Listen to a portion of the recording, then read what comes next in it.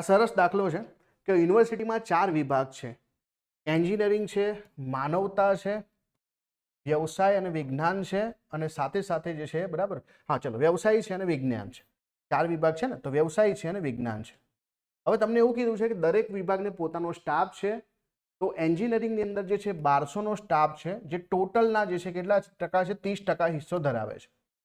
માનવતાની અંદર જે છે કુલ જે છે 20% છે, બરાબર. હવે જુઓ 1200 જે છે 30% બરાબર હોય તો 10% 400 થાય, તો 20% જે છે 800 થાય કે ના.